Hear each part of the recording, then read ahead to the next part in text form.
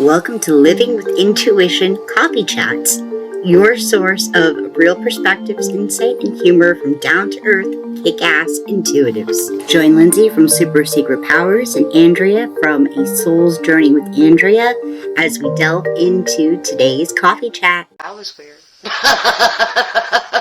Alrighty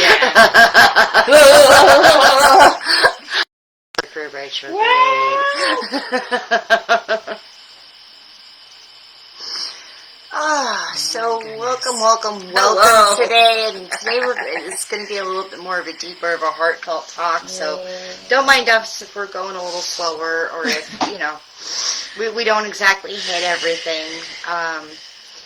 And I will be posting some links, a link later on for anybody who does need any help over the holidays.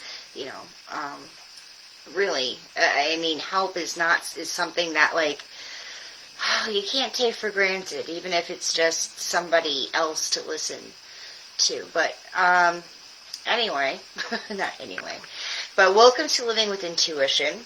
Welcome.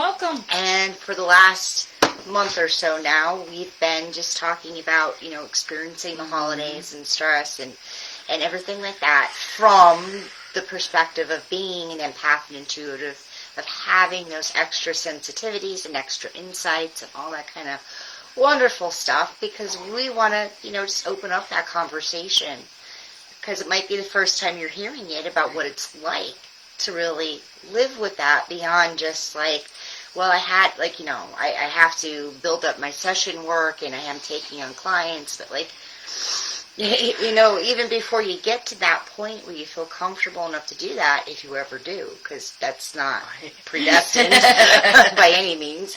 You can be intuitive and not be a professional reader.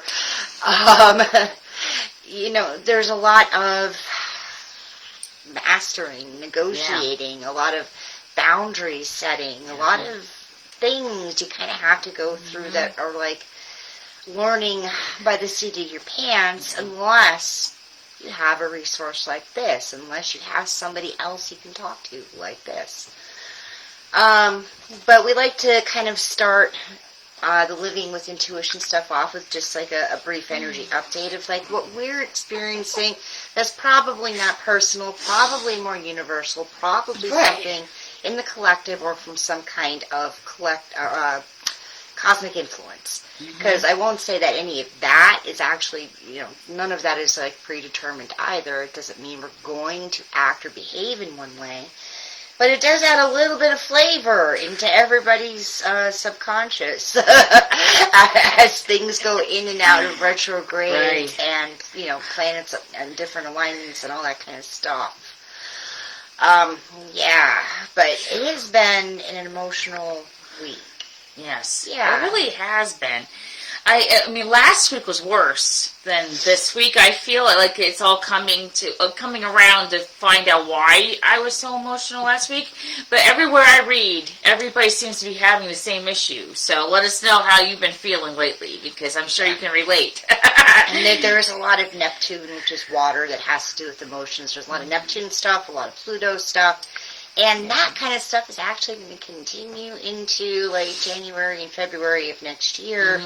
Because I really think it's this huge, I can't say once in a generation, but maybe once in 100 year kind of really detox, the last, no, I won't say the last one, because it always happens. It always happens, but this is the biggie, it's different. It's not the same as we... Well, because we're heading for a huge shift in 2024.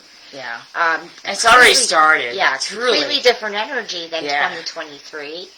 And if you've watched my Magic Bringers Rising energy report for the week that I release on Mondays, it was talking about how it's a snowball effect.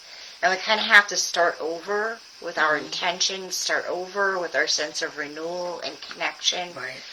And, just get that first snowball formed, and then we kind of roll with it through 2024, which is an energy of success and rewards and final achievement. Maybe not final achievement, because it's an 8, not a 10.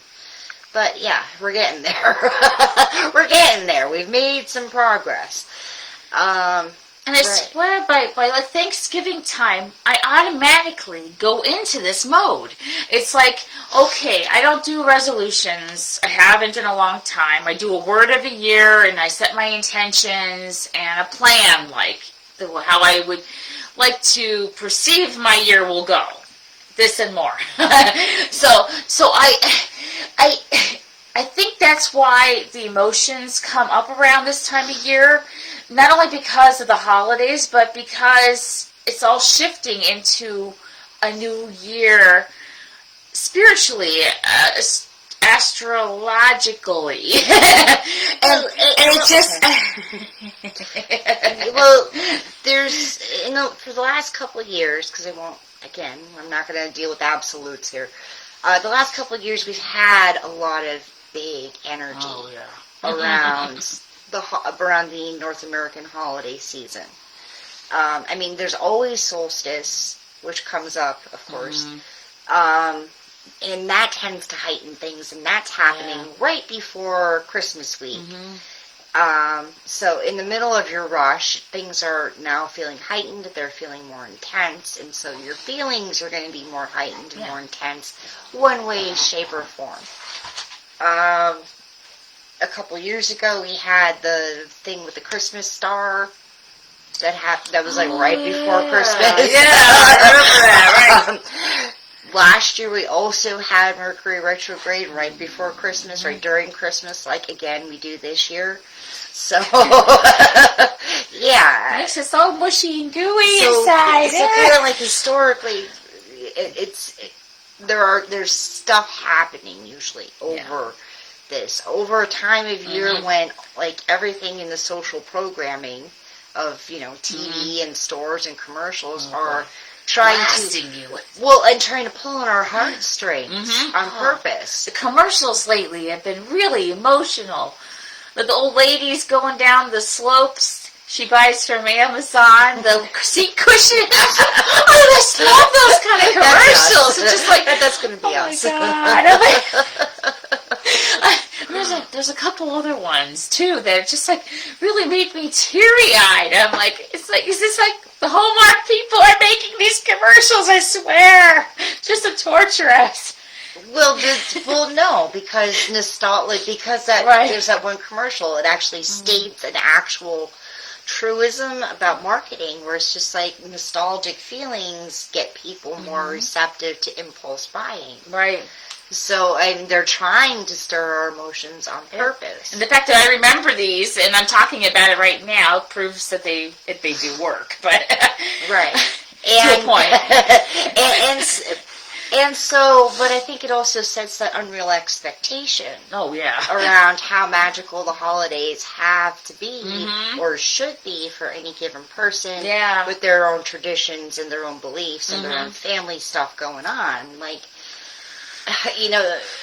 There's only so much real, Hallmark is so not real. No, it's not. No, it's not real. It's not real at all. It doesn't happen that way ever. I yell at it all the time. But it does set you up for that, And it's my traditions have changed so much over the years. I think that's why I'm really emotional about it these times, because I've healed a lot of wounds. So all these memories have come back. It's and I have my real dad and my stepdad died 2 years apart. So my mom and I didn't have a lot of time to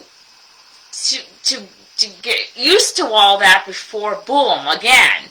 And things have just been happening like that, like a roller coaster ride ever since all that started.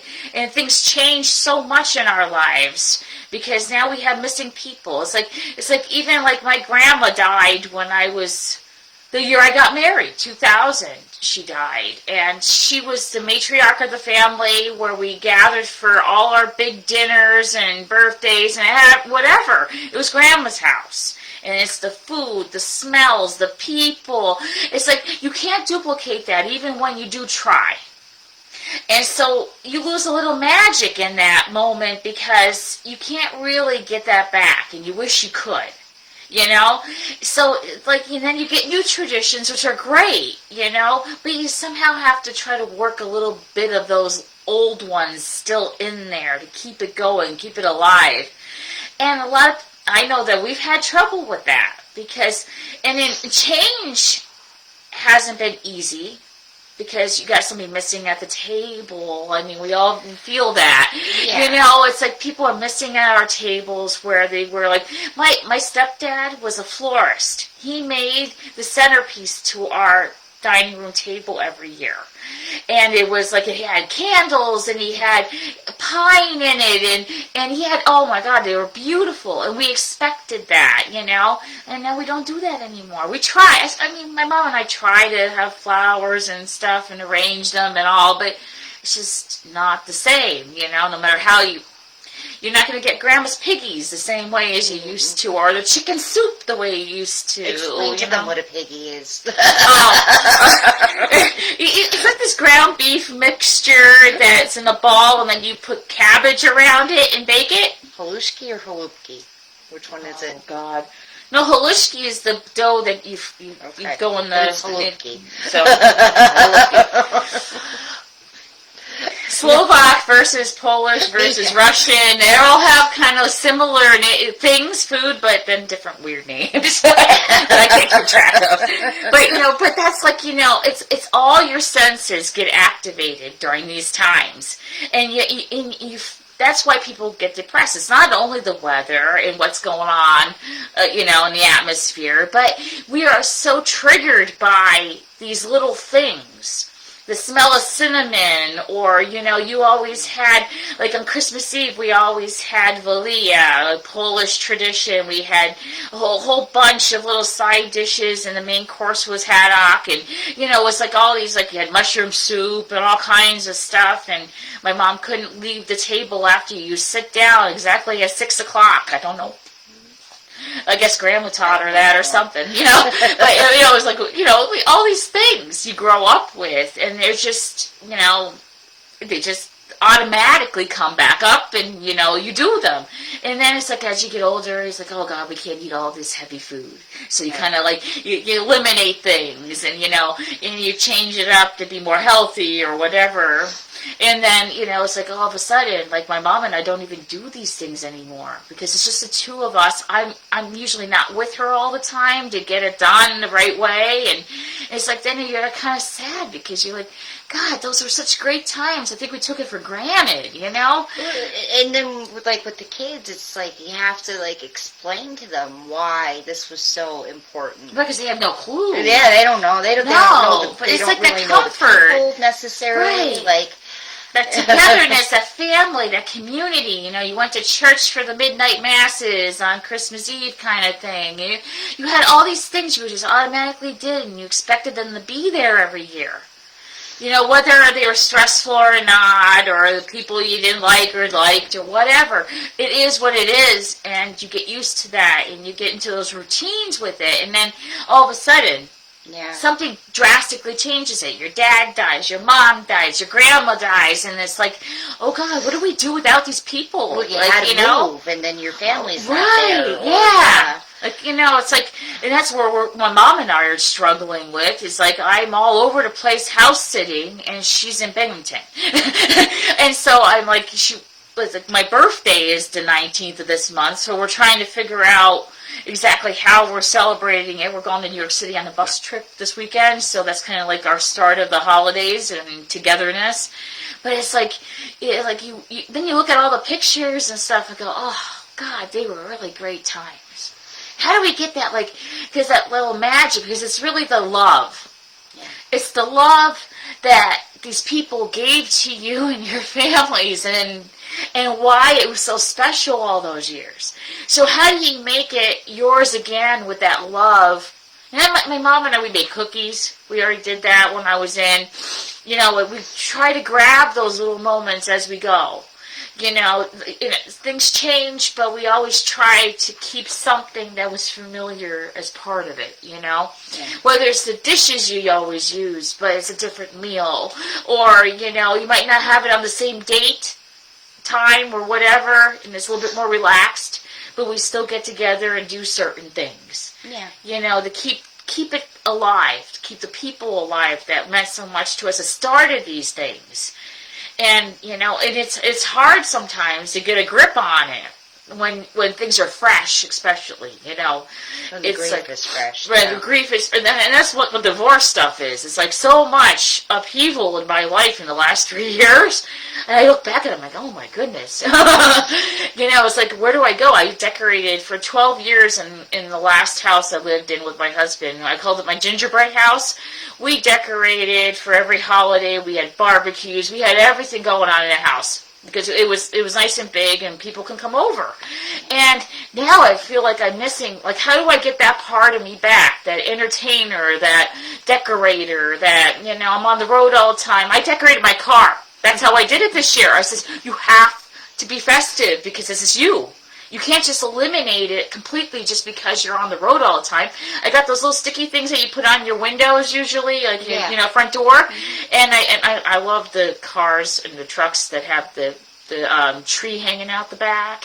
So I got one of those stickers and I put that on the back window, and I put the Happy Holidays on one of the side back windows. And I have little snowflakes around and little presents and stuff. And I'm like, yay, my car is decorated. And that's how I accomplish it. So you have to be creative sometimes to bring it back so that you feel like you're not so empty about it. Because you can't always change things, you know. Or at least, like, you know, you can see here, take it all at your own pace. Right. You know, you have to be, you know, it's like... I mean, because we're still, like, Halloween here. Oh, yeah. We're still Halloween. We love Halloween anyway, so it's so comfortable. But that's not why. No. I mean, it's just, we're all behind. I mean, we have doctor's appointments and stuff to keep with her husband, and we have all these things. Their son just came today. I'm just been so tired. And it's just been the most tired fall I've ever had. Where it just came back from a cruise. It's been like crazy around here for all different reasons, and we're doing the best we can. But you know what I find that is the togetherness. As long as you're around the people you love and you're supporting each other and you're celebrating some way, somehow, and keeping something alive in you, that it's the love. Yeah. That's the spirit of Christmas when it comes down to is that however you can feel the love. And if you have to cry, you cry. If you have to, you know, reminisce, you reminisce.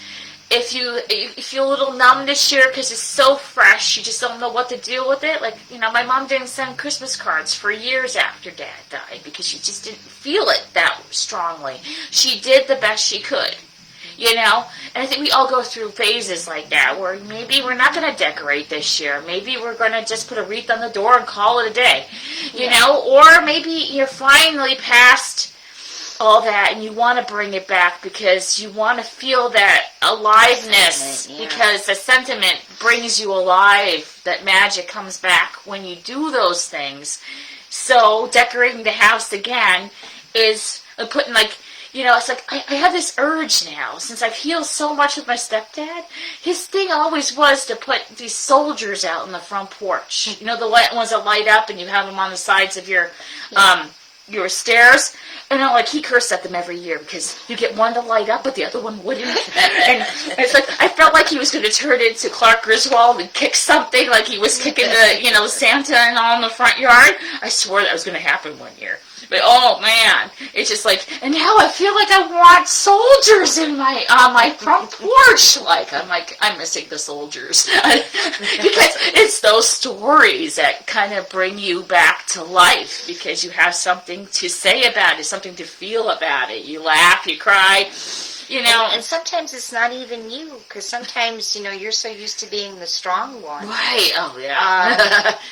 And it's then watching everybody else, like, over or undercompensate because maybe there's been a loss in the family or some kind of, you know, disrupt right before Christmas. I mean, like all the times when we've gotten some like bad financial news right before Christmas. Right. Or you lose your job. I know my ex-husband lost a job once or twice. They got him go in December because it's the end of the fiscal year and they have to do things at a very bad time. Yeah, I mean, it takes a big thing to help and hold space for others to make that shift if they're going to that year Yeah. in order to try and get into some kind of holiday spirit. And, and that's the thing. The holiday spirit, I don't think, is like this generic thing. It has to be like the medicine and the soul connection you bring. Just from being with people because it's, days off. You can spend the time together, and you might as well eat something a little nicer if you can. You might as Get well the good dishes out. do something a little bit more intentionally together. Right. It's like I used to have like wonderful parties. I never had kids, but I lived through everybody else's. And I used to do the Polar Express party at my house. We all get in our pajamas. I would print out the golden tickets and everything. We'd make hot chocolate right when that scene was playing. And I'd live through my friends' kids, and we'd all be on the couch in our jammies watching it. It's like, I always found a way. It's like I always felt a little depressed. I didn't have kids that I could be Santa for and stuff, but I made it my own. Well, that also brings up something I wanted to point out.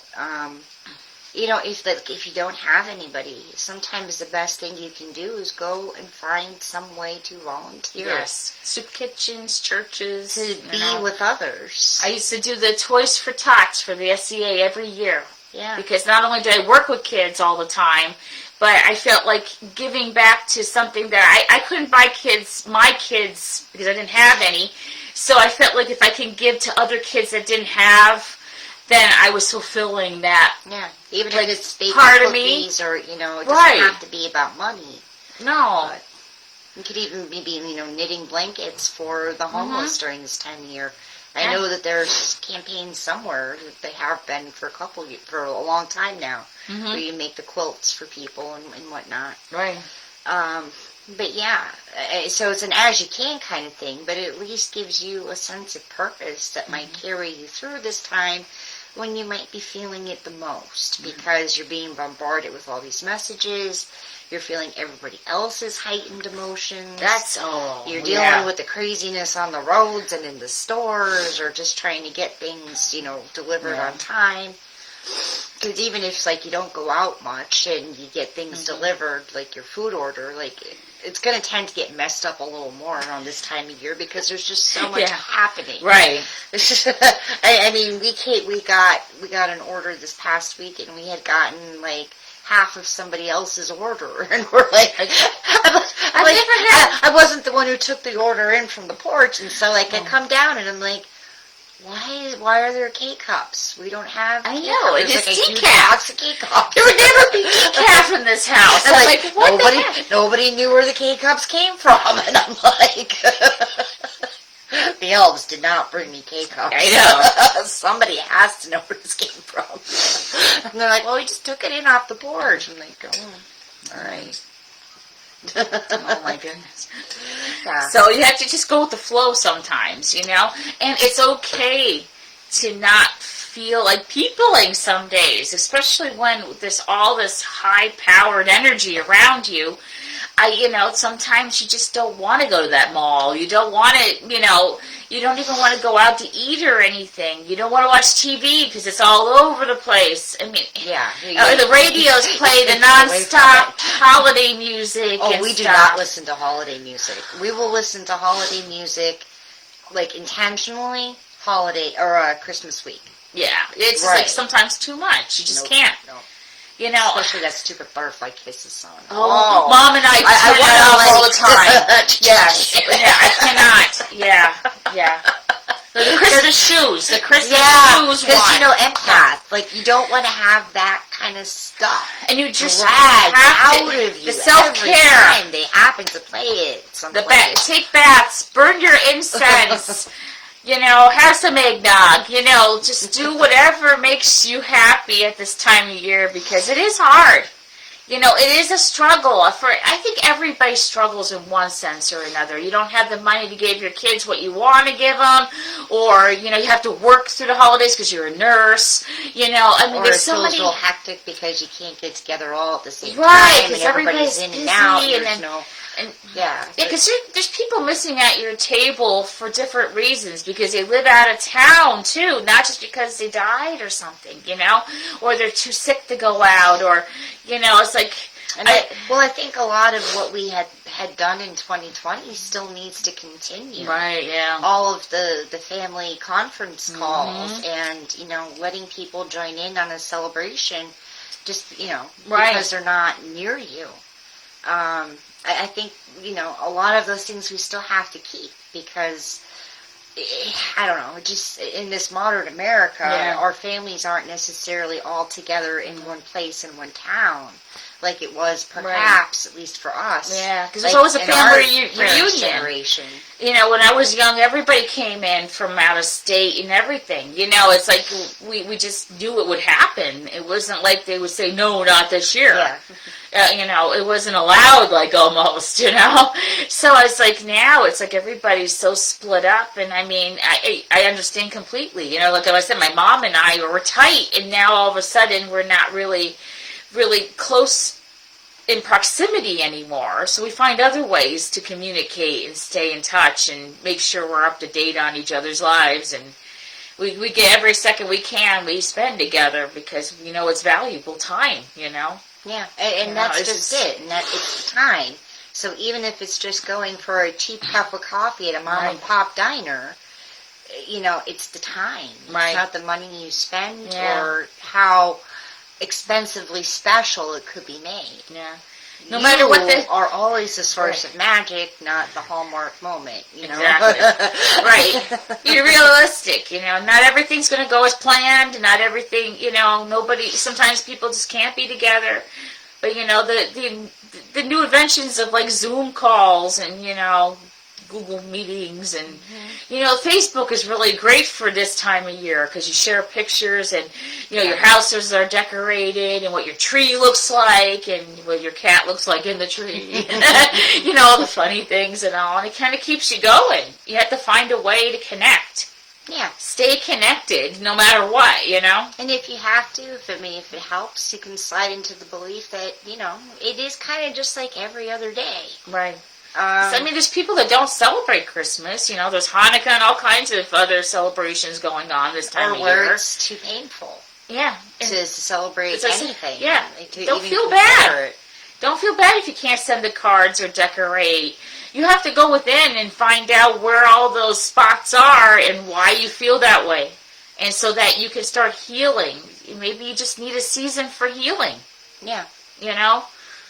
And people, the people who really love you are going to understand, And if not, then maybe that's why they're falling away. This is a time of year, is not only snow falling, but all those toxic ties that, hold us down are falling away too. Yeah. And the cosmos has been certainly very good with that historically. Yeah. Yeah. Really, so they'll feel bad about it. In a new year and do the review release stuff. Yeah. So that it's coming up. It isn't everybody else's subconscious, even if they're not always acting on it. But you might find like they overcompensate with it. Right.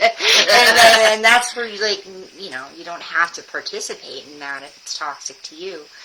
Draw some boundaries. Always draw some boundaries of say like I could, participate up to this point, but if it gets beyond this point, here's my exit plan. Exactly. This is what's going to happen for me at least. Not that I wish anything bad on you, just because I might have to leave your celebration a little early doesn't mean I'm mad at you. But, just saying those things up front sometimes is just enough to kind of diffuse some of the stuff. Yeah. Not all the time. I know there are people who will stick it to you just to stick it to you. But communication is always, the best route. If you can get your point across so that they understand why you're behaving the way you are, then things usually go a lot smoother. Yeah. Even if it's just setting that timing expectation. Yeah, and you don't have to be deep, and you don't feel like explaining. No, you don't know them an explanation really, but something, just a little tidbit, so they don't feel like it's them. Yeah. Like so they don't get, paranoid that why are you leaving? What did we do or whatever? Right, so they don't kind get of defensive. Right. So just to diffuse it before it even starts. But if none of that helps, then of course there are always places you can call and talk to somebody. If I can figure out how to, because I have to paste it. No, I'm fine. I really am. Whee! There we go. There's a list of all kinds of different resources for help for somebody to talk to, just to help not have this holiday be more traumatizing. And we're here for you too. You know, we're always here if you just need to vent. If you need to talk, you know, give us, you know, messenger us. Yeah. Say something in a comment and we'll get back to you. You know, because we want to help make, however we can, help you, you know. We're not doctors or, you know, psychiatrists or anything, but if you need some spiritual guidance this season, we're here for you. And then we both have events coming up. Yes. So if you want to come hang out with us in other places doing other things, I am doing the Awakening Adventure, which starts next Monday, so just 5 days away. And it's going to take place mostly in email and in a private Facebook group, so you really do need to sign up for that. But it is free, and it's online. And it's just something my guides have been working on, of trying to tell a more complete story about, like, who you are as a multidimensional being and how you need to, like, you need to reconnect. Mm-hmm. And you need to be in, I have this, you know, phrase so we can, like, go into 2024. But so we can finally, you know, really come into this idea of who we are and who we can become.